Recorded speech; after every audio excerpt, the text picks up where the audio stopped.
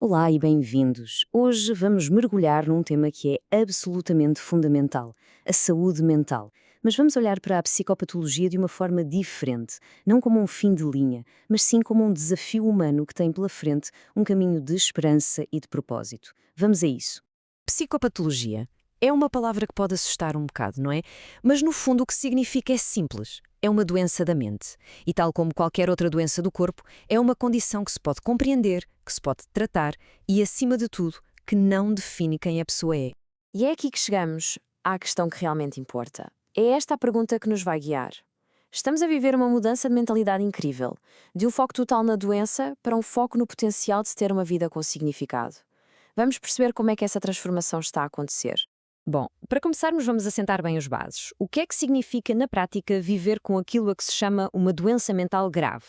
É fundamental pôr as coisas em perspectiva desde já. Ter uma doença mental não é uma falha de caráter, não é falta de força de vontade. É uma condição de saúde. Ponto final. Sim, causa sofrimento. E sim, interfere com a vida. Mas tal e qual, como acontece com as doenças físicas, há formas de a gerir e de se construir uma vida com muita qualidade. E acreditem, este não é um desafio de poucos ou um problema raro. Os números que vamos ver a seguir mostram bem a dimensão real disto na nossa sociedade. E é uma realidade que todos precisamos de conhecer. 4%. Pode não parecer um número gigante à primeira vista, mas pensem bem. Estamos a falar de centenas de milhares de adultos em Portugal. Centenas de milhares de pessoas que todos os dias enfrentam estes desafios. E se formos mais específicos, por exemplo, a esquizofrenia. A estimativa aponta para uma em cada 100 pessoas. Uma em 100. É uma estatística que nos faz olhar para as pessoas à nossa volta de uma maneira diferente. No caso da perturbação bipolar, o número até duplica, 2 em cada 100 pessoas. O ponto essencial aqui não é só apresentar números, é percebermos que isto não é uma realidade distante. Estamos a falar dos nossos vizinhos, dos nossos colegas, amigos, da nossa família. Ok, perante esta realidade, como é que se tem olhado para a recuperação? Bom, aqui as coisas mudaram e muito. É como se tivéssemos deixado um mapa antigo para trás e estivéssemos a descobrir um novo, muito mais completo. Antigamente, a visão era muito a preto e branco. O foco era só um: tratar os sintomas. O objetivo era que a pessoa voltasse a uma suposta normalidade. Mas o que é que isso quer dizer, sequer?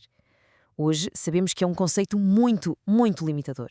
Esta tabela resume na perfeição essa mudança de paradigma. Na abordagem antiga, o poder estava todo do lado dos profissionais. Agora, a responsabilidade é devolvida à própria pessoa.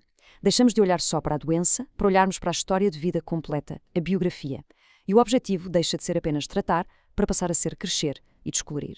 E é esta a grande revolução, a chamada recuperação pessoal. Atenção, não se está a dizer que a doença desaparece por magia. O que se está a afirmar, com toda a certeza, é que é absolutamente possível construir uma vida com significado, com esperança e com satisfação, mesmo existindo limitações.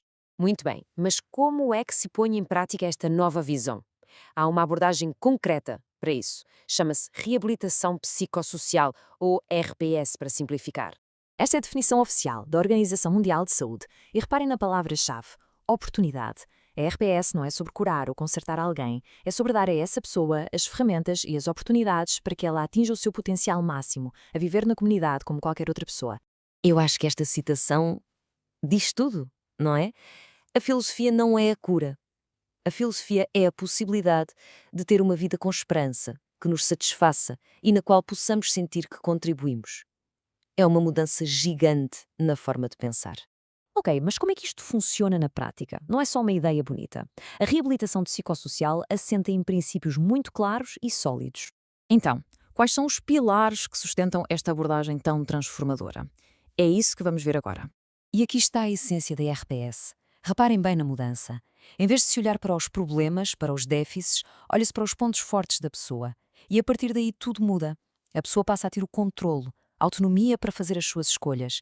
Já não é um elemento passivo que recebe tratamento, não. É o protagonista da sua reabilitação.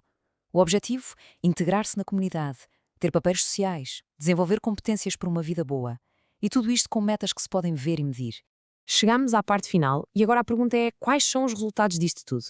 E, talvez ainda mais importante, o que é que nós, como sociedade, temos a ver com isto? Os benefícios não são uma questão de opinião, são comprovados. Esta abordagem de reabilitação psicossocial não só melhora a vida da pessoa, como lhe dá mais autonomia e bem-estar.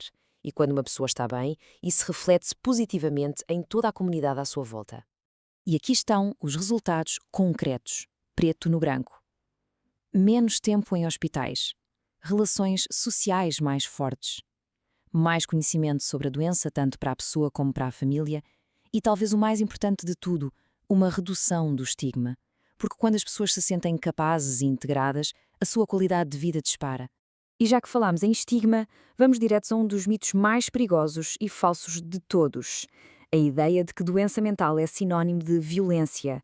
A realidade, os factos, mostram precisamente o contrário. Uma pessoa com doença mental grave tem uma probabilidade 10 vezes maior de ser vítima de um crime violento. Não são a ameaça, são muitas vezes as vítimas. Desmontar esta mentira é absolutamente essencial. E terminamos com uma reflexão que nos deve deixar a pensar. A recuperação não é um caminho solitário. É uma construção feita pela pessoa, sim, mas também pelos profissionais de saúde e, por todos nós, pela comunidade. Por isso, a pergunta final não é para eles, é para cada um de nós. Como é que podemos, no nosso dia-a-dia, ajudar a construir este caminho? Como podemos combater o preconceito e criar uma sociedade onde uma vida com propósito não seja uma exceção, mas sim a regra?